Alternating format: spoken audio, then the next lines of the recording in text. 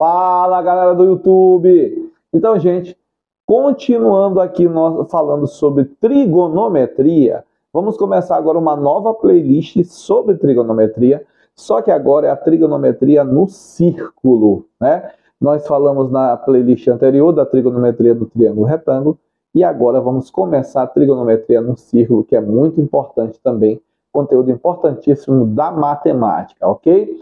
Mas antes de começar o vídeo, senta logo o dedão no like, senta o dedão no like para você não esquecer, senta aí o dedão no like. E você que ainda não é inscrito, se inscreva para poder a gente estar fazendo cada vez mais aulas bacanas. Veja só, vamos falar agora da trigonometria no círculo, ok? Então, primeiro, nós vamos começar falando sobre arcos de circunferência, né? O que são arcos de circunferência? São partes da circunferência, pedaços da circunferência, ok? Então vamos falar primeiramente de três arcos importantes aqui da circunferência. O primeiro arco, ele começa no ponto A e termina no ponto B. Só que observe uma coisa, esse arco que começa em A e termina em B, ó, tanto o ponto A como o ponto B está na mesma posição da circunferência, né? São pontos coincidentes da circunferência. Então, existem duas formas de você encarar esse arco que começa em A e começa em B.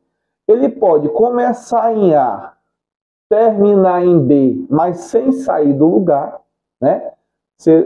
Porque como o ponto A e o ponto B estão no mesmo lugar, então eu posso começar em A, terminar em B sem sair do lugar.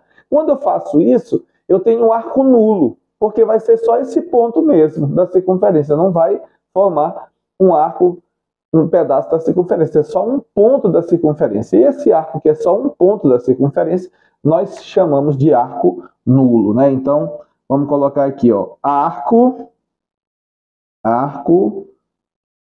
que vai do ponto A até B sem sair do lugar, né? Nós vamos chamar esse arco de arco nulo, né?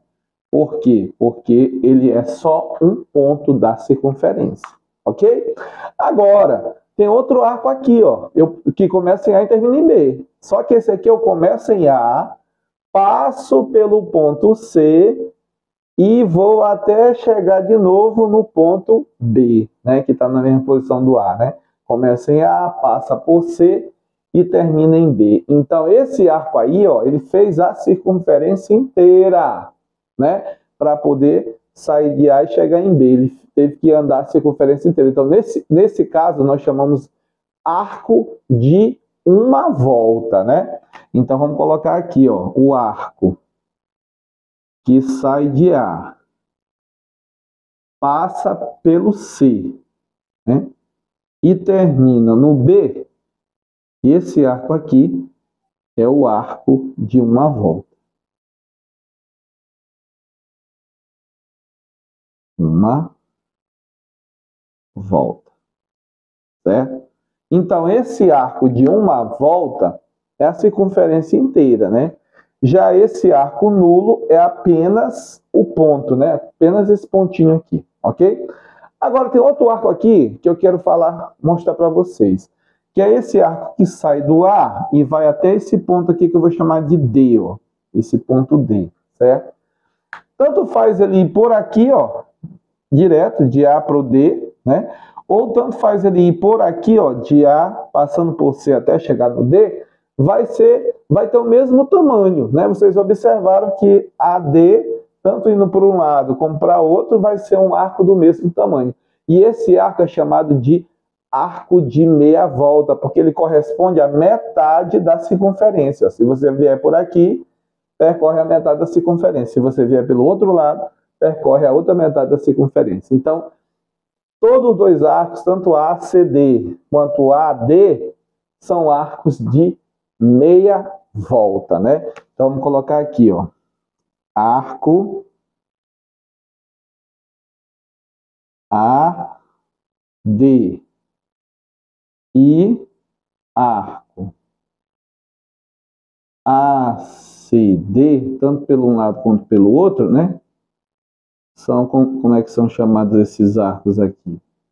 São chamados de arco de meia volta, certo? Arco de meia volta, tá? Então, isso aqui é que são arcos da circunferência, né? Pedaços da circunferência, ou até mesmo um ponto da circunferência, no caso do arco nulo, é apenas um ponto da circunferência. Os demais arcos são pedaços da circunferência, ok? Muito bem, agora passemos para falar sobre ângulo central, né? Observa aqui, eu tenho um arco AB, né? Tenho um arco que vai do A até o B, certo? Então, esse arco, ele forma um ângulo aqui com o centro da circunferência, ó. AOB, né? Forma esse ângulo bem aqui, ó. E esse ângulo aqui que é formado no centro da circunferência é que nós chamamos de ângulo central. E nós vamos representar o ângulo central pela letra grega alfa, ok? Então, eu posso dizer aqui, ó, que a medida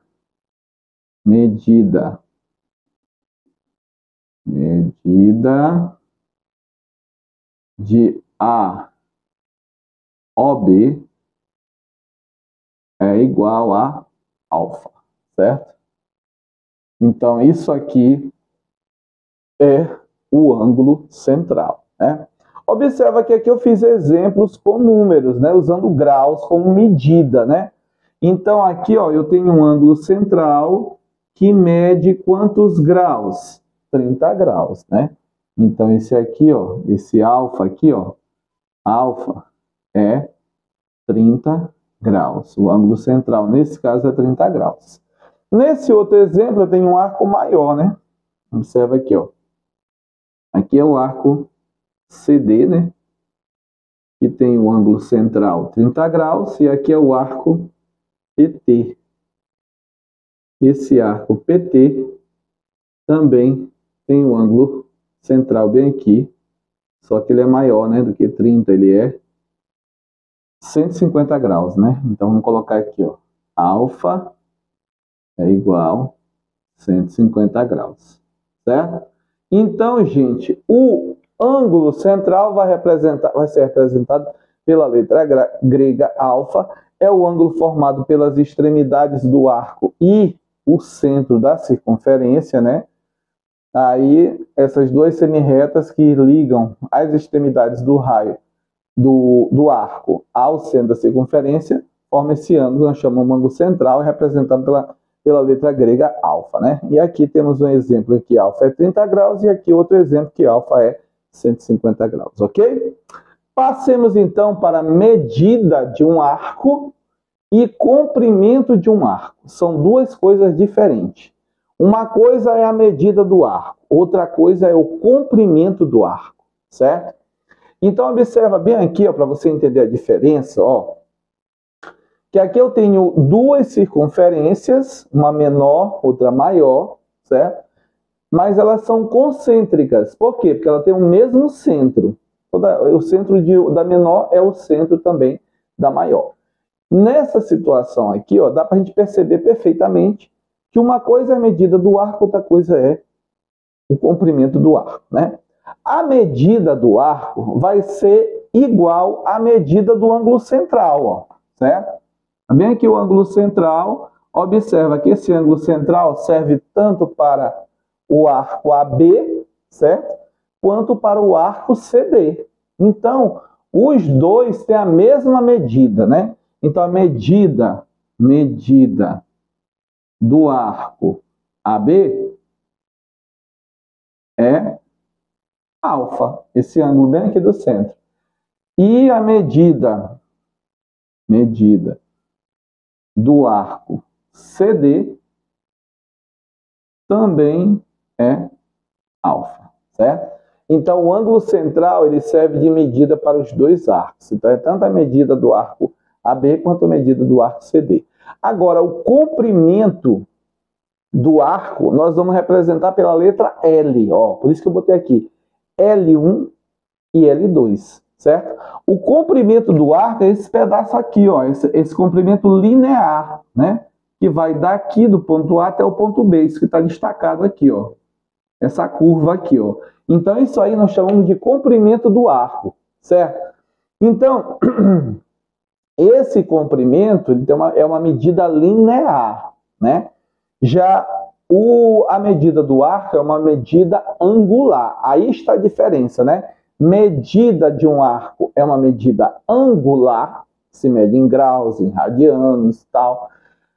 E comprimento do arco é uma medida linear. Aí você vai medir em centímetros, metros, decímetros, entendeu?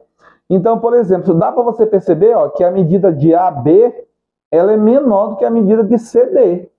Se você percebe aqui, esse pedacinho AB é menor do que CD, eles não são iguais, certo? Então, L1, o que vai ser L1? Porque esse pedaço aqui, esse comprimento do arco, ele vai depender do raio, né? Do raio da circunferência, certo? Então, observa que esse raio aqui, daqui para cá, vou chamar de R1, certo? E esse raio maior daqui até aqui, vou chamar de R2. Vou botar aqui para cá para ficar melhor. Esse aqui, chamar de R2. R2, certo? Então, R1 é o raio da circunferência menor e R2 é o raio da circunferência maior. Então, se eu quiser saber o comprimento de L1, certo? O que eu vou fazer para achar o comprimento de L1? Vou multiplicar o ângulo central, certo? Pelo raio. Pronto. O ângulo central pelo raio, ok? Então, aqui no caso é o raio 1. Tá? Agora, como eu vou multiplicar aqui, essa medida de alfa, ela vai ter que estar em radianos, né? Vai ter que estar em radianos, ela não pode ser em graus, porque o radiano, mais na frente a gente vai ver, que o radiano vai ter ali o π junto, né? E esse π, ele tem uma medida angular e também tem uma medida linear. A medida do π angular é 180 graus e a medida linear do π é 3,14. Por isso que nessa formulazinha, esse alfa aqui, ele vai ter que estar em radianos. Se ele for dado em graus no problema, você tem que primeiro transformar para radianos, para poder usar essa formulazinha, viu? Então, com essa formulazinha, você calcula o comprimento L1, certo? L1 vai ser o raio 1 vezes alfa. Já L2, L2, esse aqui maior, né? Vai ser o alfa vezes o raio 2. Pronto. Certo?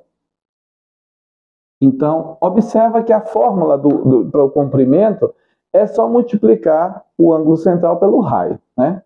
Aqui é porque os raios são diferentes, aí botei R1, R2 para diferenciar o raio, e é claro que o comprimento também vão ser diferentes, ok?